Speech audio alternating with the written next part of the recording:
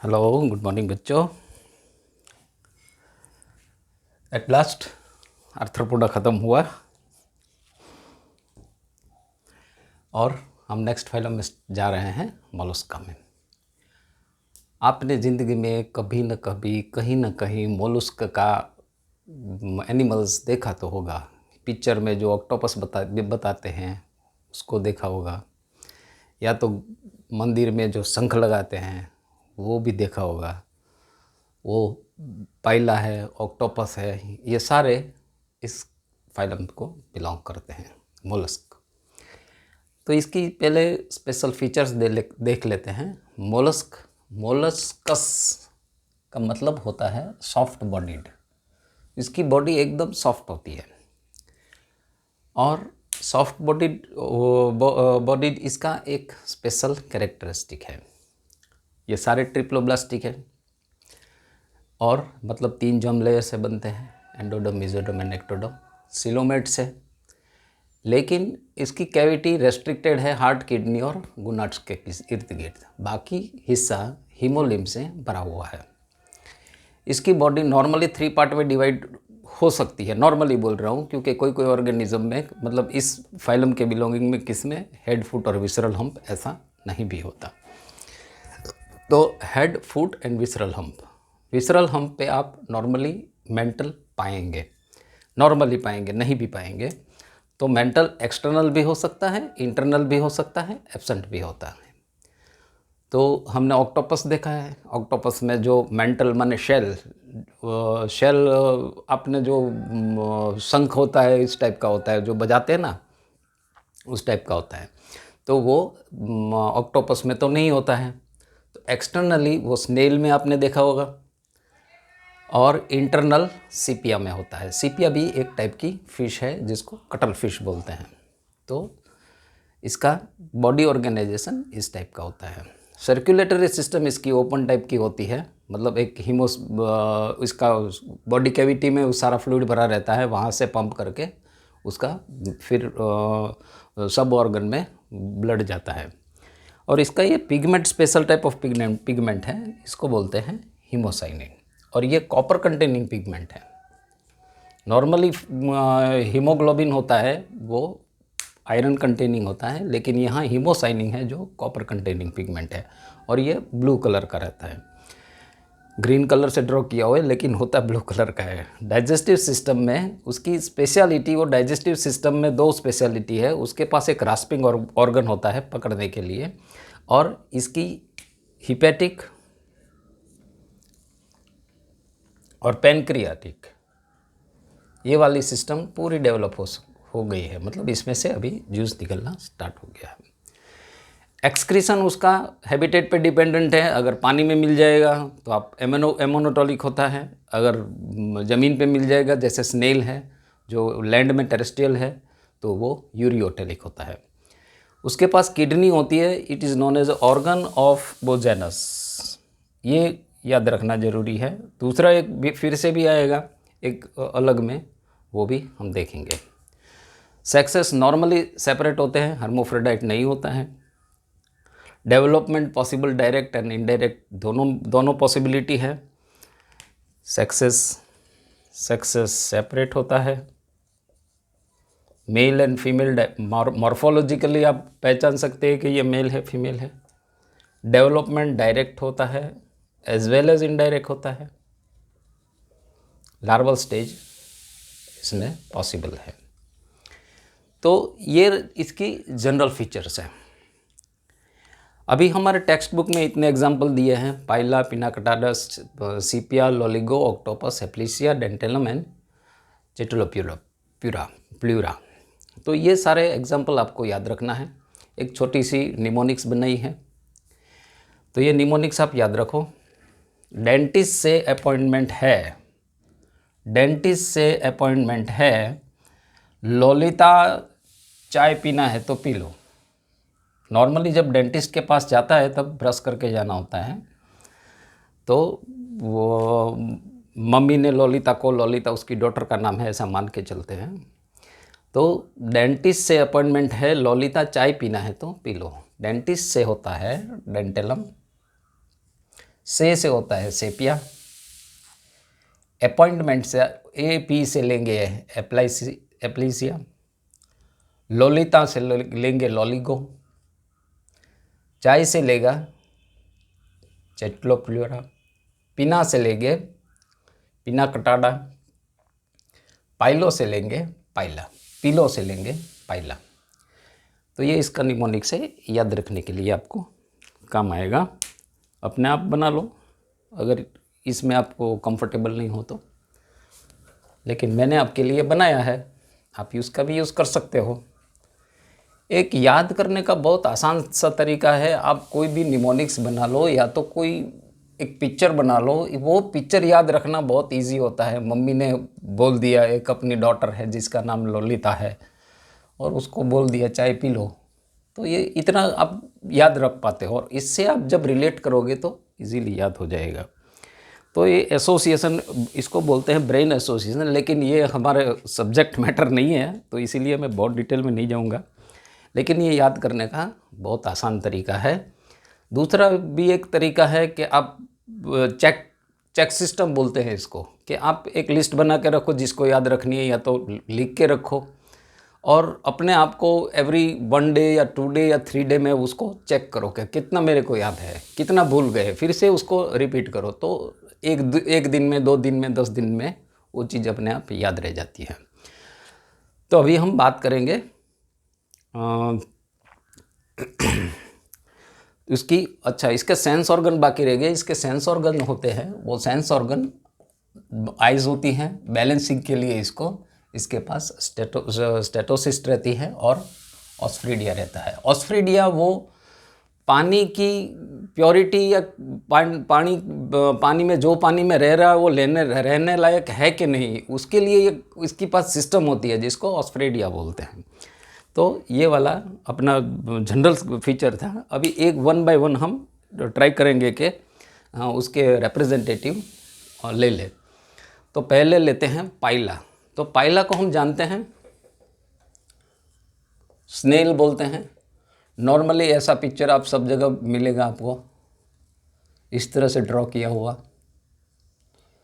तो इसका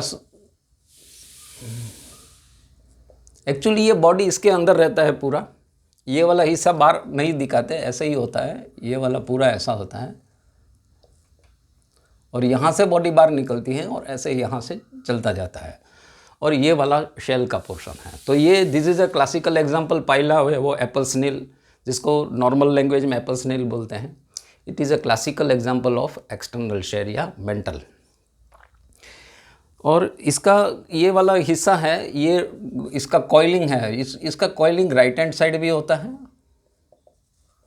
और लेफ्ट हैंड साइड कॉइलिंग भी होता है। मतलब राइट हैंड कॉइल मतलब क्लॉकवाइज घूमता है, लेफ्ट हैंड कॉइल मतलब एंटी क्लॉकवाइज घूमता है। तो इसको डेक्स्ट्रल एंड सिंस्ट्रल ऐसा बोलते हैं। इसकी रिलीजियस रिक्वायरमेंट है हिंदू कल्चर में। तो वैसे कोई ज़्यादा बायोलॉजिकल इम्पोर्टेंस है नहीं इसका, लेकिन वो आप जो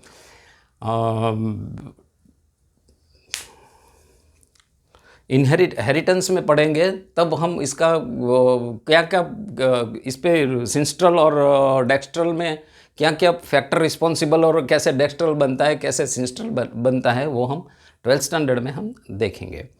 तो ये था पाइला। अभी बात करते हैं पिनाकटाडा की। पिनाकटाडा माने ऑयस्टर। तो ये जो पर्ल जो हम मोती बोलते हैं वो ये वाले स्पीसीज से मिलते हैं, पिनाकटाडा से, ये वाले स्पीसीज से मिलते हैं। और इसमें इंटेंशनली या अनइंटेंशनली ये वाला जो शेल रहता है, ऐसा शेल रहता है,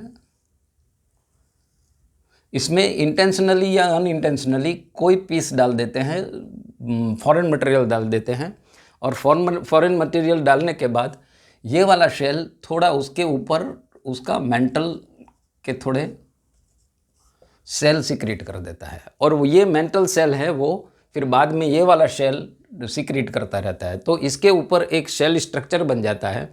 एक्चुअली देखने जाए तो ये जो मोती है, मतलब जो पर्ल है, it is an inside out cell.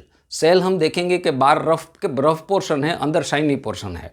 तो इसमें जब ये बाइंडिंग करता जाएगा, इसके ऊपर एक लेयर के ऊपर लेयर बनाता जाएगा, तब हम देखेंगे कि अंदर वाला पोर्शन वो थोड़ा रफ रहता है और बाहर हमेशा शाइनी पोर्शन रहता है।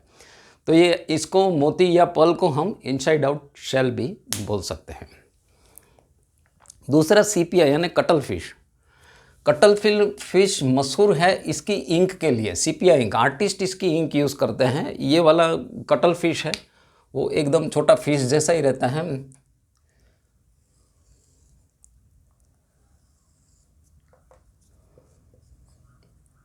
और उसके 8 ऐसे यहाँ पे टेंटेकल्स रहते हैं। 2 लंबे 1 2 3 4 5 6 7 8 टेंटेकल्स रहते हैं। 2 लंबे वाले रहते हैं, यहाँ पे सकर लगे रहते हैं, और ये वाले फिन्स है जिससे उसको स्विमिंग के लिए हेल्प मिलता है, और 2 रूडिमेंट्री आइज रहती है। इस टाइप का एनिमल होता है सीपिया, जिसको कटल फिश बोलते हैं, और ये फेमस है इसकी इंक के लिए।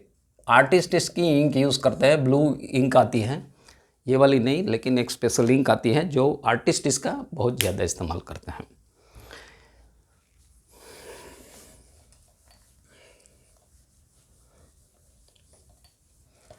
फिर थोड़ा सा समझेंगे हम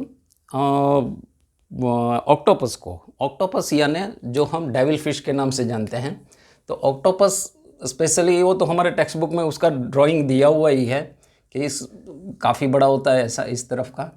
अच्छा, ये जो कटल फिश है इसमें जो सेल का पोर्शन है वो अंदर रहता है। मतलब ये जो मैंने फिश ड्रॉ की थी तो इसका जो सेल पोर्शन है वो इंटरनल रहता है। मेंटल सेल्स अंदर रहते हैं और ये सेल वाला पोर्शन है वो अंदर रहता है। तो ये हुई अपनी कटल फिश की बात।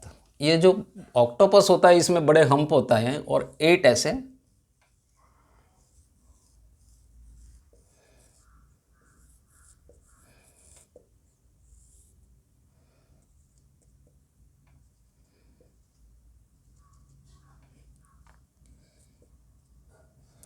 ये भी एक इंक छोड़ता है जो ब्लू ब्लैक कलर की होती है। वो अपने जब उसको लगता है कोई डेंजर सिचुएशन है तो वो ब्लू क्लाउड एक क्रिएट कर देता है ब्लू ब्लैक इंक का, और इसके पीछे वो चुभ जाता है जब तक वो क्लियर हो जाता है। मीनवाइल ये फिश पूरा अपना जगह छोड़ देता है।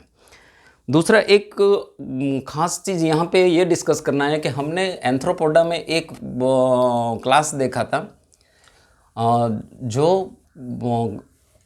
कनेक्टिंग लिंक था। तो इसमें भी एक कनेक्टिंग लिंक है। तो ये कनेक्टिंग लिंक का नाम है नियोप्लिना। नियोप्लिना ये कनेक्टिंग लिंक है बिटवीन मोलस्क एंड एनेलिडा। इसमें एनेलिडा के 2 कैरेक्टर है, जेटी उसके पास नेफ्रिडिया है,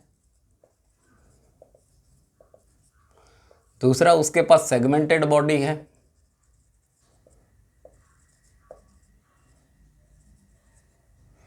तीसरा नेफ्रिडिया सेगमेंटेड बॉडी। और ये जो लार्वा है ट्रोकोफोर लार्वा इसका होता है वो it is similar to annelidian character. जो एनेलिडिया में नॉर्मली ये वाला लार्वा ज़्यादा मिलता है ट्रोकोफोर लार्वा, लेकिन ये नियोप्लिना में ये तीनों कैरेक्टर आपको मिलते हैं। तो इसको भी हम कनेक्टिंग लिंक मानते हैं बिटवीन एनेलिडा एंड मोलस्क। तो ऑब्वियस है उसका कोई मोलस्क कैरेक्टर भी होगा। तो मोलस्क कैरेक्टर में उसके पास रेस्पिंग ऑर्गन है,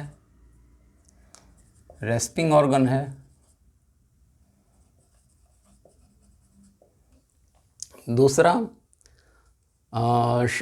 रेस्पिंग ऑर्गन है, और दूसरा अच्छा वो मेंटल भी है इसके पास।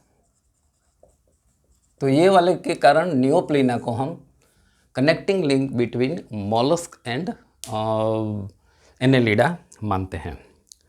दूसरा एक